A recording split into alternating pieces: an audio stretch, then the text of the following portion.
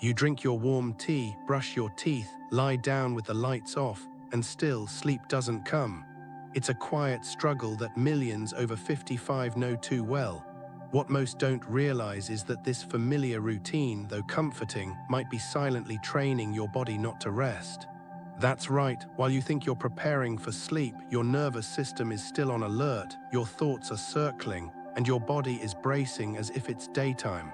And the real danger, many seniors believe this is just normal aging. That restless sleep, shallow dreams, and waking up tired are simply part of growing old, but they're not. In fact, there's a growing community of older adults who are turning this pattern around, not with pills, not with machines, but with something so simple it sounds almost unbelievable.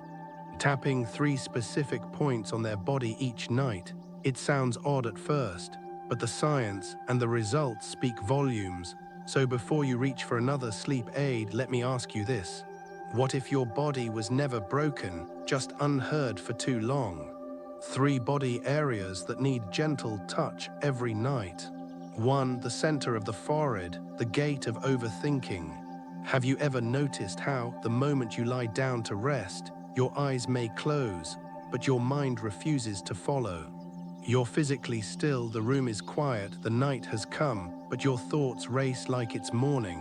It's a strange betrayal, isn't it? We tell our body to sleep, but the mind stays wide awake. And here's the uncomfortable truth. For many people over 55, the problem isn't the body's inability to sleep, it's the brain's refusal to let go. That small patch of skin at the center of your forehead, just above the space between your eyebrows, may look ordinary. But beneath it lies one of the most overstimulated zones in your entire nervous system. It's called the prefrontal cortex, responsible for worry, decision-making, planning, and reliving everything that went wrong today. And unlike your arms, legs, or stomach, it doesn't shut down just because the lights are off. In fact, for older adults, especially those living alone, managing health concerns, or carrying years of unprocessed thought, this part of the brain becomes hyperactive at night. You lie in bed, but instead of drifting, you're revisiting conversations, reliving regrets, rehearsing to-do lists. Over time, this nightly mental rehearsal doesn't just affect sleep. It wears down emotional stability, increases the risk of anxiety, and even worsens memory consolidation. That's why gently tapping the center of your forehead before bed isn't some mystical act. It's a neurological cue. When done with calm rhythm and paired with deep breathing, this tapping activates the parasympathetic nervous system, your body's natural braking system. It helps quiet the thinking brain and lets the rest and repair mode take over. More interestingly, this point aligns with what Eastern traditions call the yin tang, a calming gateway used for centuries to relieve insomnia and emotional tension. But you don't need to believe in ancient wisdom to feel its effects. Because the moment your finger begins tapping softly, consistently in rhythm with your breath, you'll feel something shift. The chaos slows, the tension fades, the noise becomes softer. And maybe, for the first time in a long while, your mind gives you permission to let go. So the next time your head touches the pillow and your mind begins its familiar sprint, pause. Ask yourself not how long it will take to fall asleep, but whether you've given your mind the space to feel safe enough to rest. 2. The temples, where pressure turns into stillness.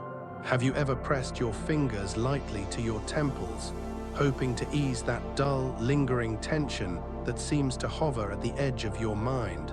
Most people do it instinctively, after a long day, after bad news, after one thought too many.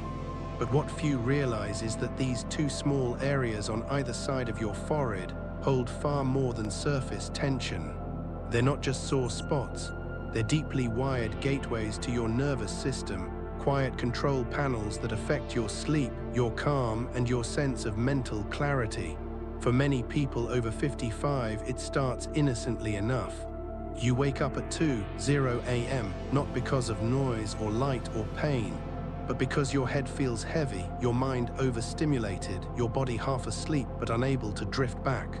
You sit up, massage your temples out of habit, and try to return to bed. But the cycle repeats itself night after night. The truth is, the temples are where your body holds onto accumulated micro-tension, small stresses from news you read, calls you took, decisions you hesitated on. These moments don't scream, but they settle, and over time they compress. What feels like just a bit of pressure becomes a neurological wall, one that blocks serotonin production, disturbs your natural sleep rhythm, and reduces oxygenation to key parts of the brain. The result, you don't just sleep less, you sleep shallow. That's where temple tapping enters, not as a cure, but as a reset. By gently tapping both temples with the soft tips of your fingers, you create micro-vibrations that send rhythmic signals through a dense network of cranial nerves. These signals activate the body's rest circuit, the parasympathetic system, and subtly stimulate circulation across the scalp and into deeper neural centers. It's like telling your brain, through the language of the body, that it can slow down, that it's safe, that it's done enough for the day. What makes this method even more powerful is not the tapping alone, but the presence it creates.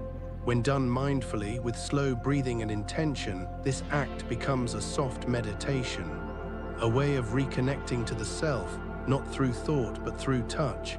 And that kind of connection is something sleep recognizes. So tonight, if your mind feels cloudy and your head carries a weight you can't quite name, try something different. Don't just lie in bed waiting for sleep to come.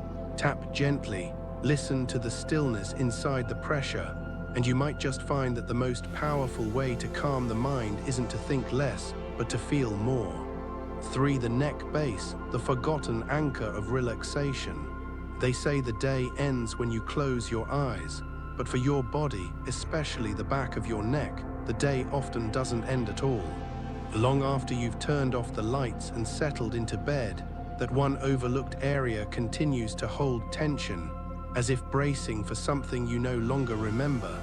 What's surprising is that most people think tight shoulders or a stiff neck are just signs of aging. But they're not. They're signs your nervous system is still on duty, still guarding, still listening, still unable to rest. For adults over 55, this pressure doesn't always feel sharp or painful. Sometimes it's just a dull heaviness that seems to settle there, like a quiet weight that follows you into sleep and greets you again in the morning. You might not even notice it until you wake up feeling like you've slept wrong, or until that familiar ache makes it harder to turn your head, sit up, or even take a full breath. But beneath that discomfort lies something far deeper, because this area where the base of your skull meets the top of your spine isn't just structural. It's a neurological intersection, a place where muscle memory, emotional holding patterns, and unconscious stress all come together. Along this narrow curve lie clusters of sensory nerves, branches of the vagus nerve, and blood vessels that feed oxygen to the brain. And when these channels stay constricted, when the neck doesn't release, your entire system struggles to shift into the parasympathetic mode required for deep healing rest. This is why tapping along the base of the neck is more than just a physical release. It's a reset signal.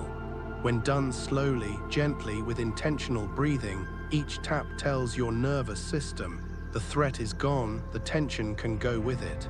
You're safe, and when the body hears this message, it doesn't just relax, it lets go. What's remarkable is how subtle the shift can be. It might begin with a softer breath, a less clenched jaw, or the sense that your whole spine has settled.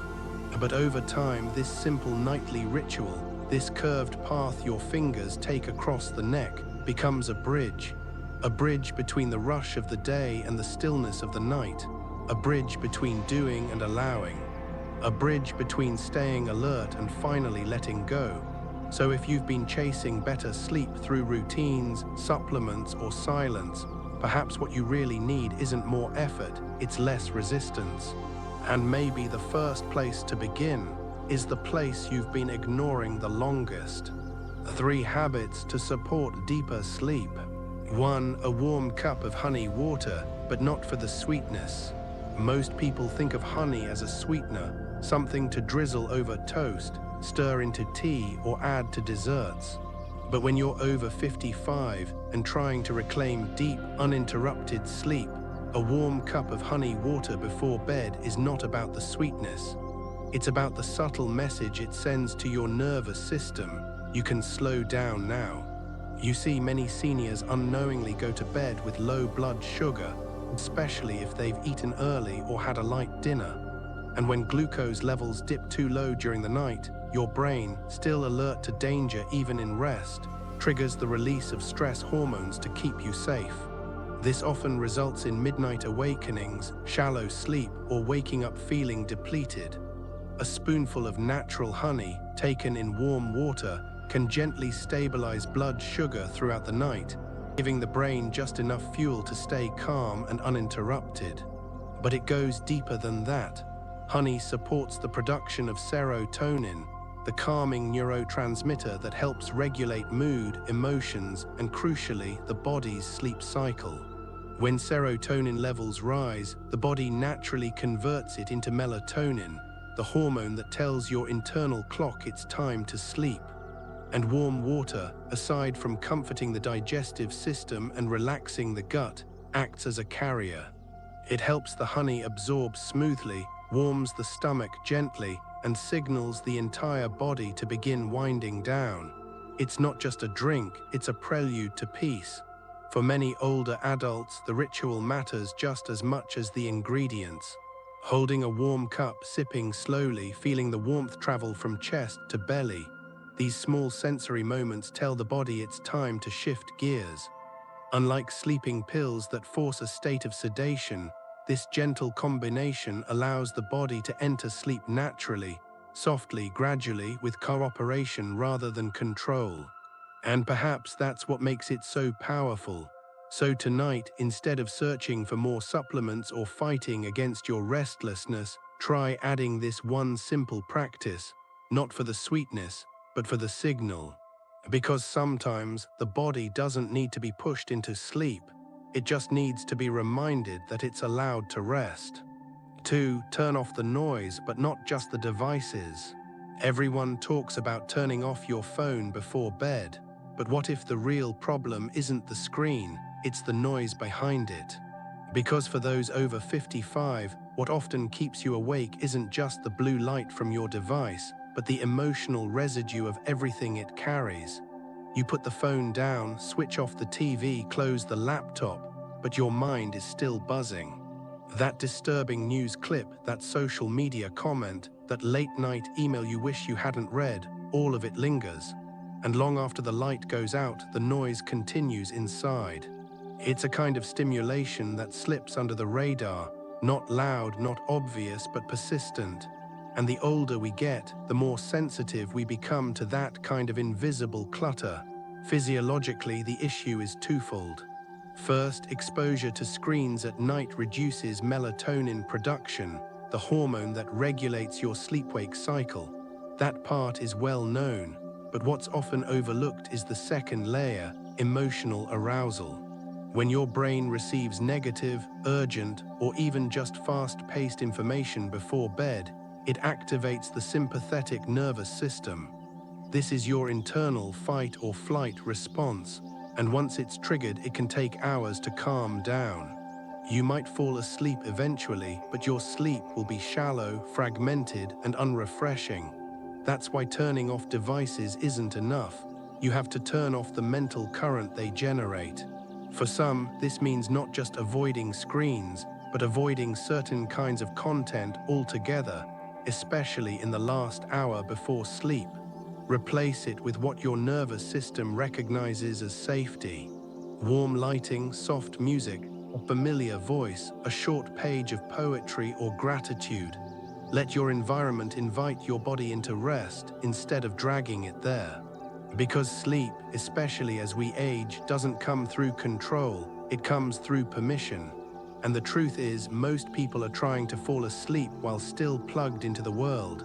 So tonight, ask yourself, is it really silence you're missing, or is it stillness? And if so, what kind of space would you need to finally hear it? 3. Stillness ritual, not meditation, but reconnection. People often say, try meditation, as if it's a button you can press to shut everything off. But what if the problem isn't that you don't know how to meditate? What if the problem is that you've forgotten how to be still? For many adults over 55, especially those navigating daily health concerns, changing family roles, or emotional transitions, the mind becomes a space of constant monitoring.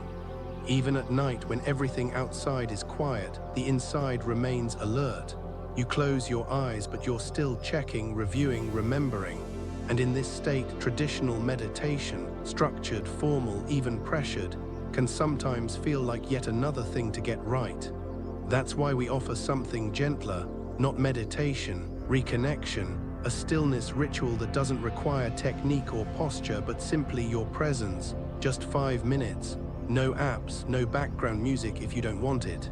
Just you sitting comfortably, hands resting on your lap, and your awareness gently placed on the breath moving in and out. No need to change the breath, just feel it. And when thoughts come, don't fight them, don't fix them. Just notice that you're thinking and then bring yourself back. Each return is a quiet handshake with your own nervous system, a message that says, I'm here now and I'm not rushing anywhere. What this does neurologically is encourage the production of alpha and theta brain waves, those deeply calming rhythms the brain uses to transition into sleep. At the same time, it reduces activity in the amygdala, the fear center, and reactivates the prefrontal cortex in a slower, gentler rhythm. Over time, this shift doesn't just help you sleep, it helps you feel safe in the act of sleeping. Because for many, especially those who have been caregivers their whole lives or have dealt with long-term stress, rest can feel unfamiliar, even unsafe. Stillness becomes a muscle, one that must be rebuilt not with force, but with kindness. So if you've tried meditation and felt like you were failing, try this instead. Not a practice to perform, just a space to return to. A moment that doesn't demand anything of you, not even silence, only presence. Because the doorway to deep sleep isn't always closed by thought, it's often just hidden behind noise. And sometimes, all it takes is a few quiet minutes with yourself to find your way back through. Not every remedy begins in a pharmacy. Sometimes it begins with the quiet decision to pay attention to your breath, to your body, to the signals it's been whispering for years. Sleep was never meant to be a struggle. It was meant to be the body's way of returning to itself, of softening after holding too much for too long. And perhaps somewhere in the routines you've repeated, the noises you've allowed, or the tension you've learned to carry, you forgot that rest doesn't come from effort, it comes from release. Tonight, as you prepare to close your eyes, ask yourself not just what's keeping you awake, but what part of you has been waiting to be listened to. A fingertip on the forehead, a tap at the temple, a breath at the base of your neck. These are not tricks, they are moments of reconnection, of allowing instead of forcing, of remembering instead of reaching. And maybe in this remembering there's something else waiting, not just sleep, but a deeper peace you've been postponing. What if the path back to rest was never missing, only quiet, and what you needed all along was simply to stop long enough to hear it?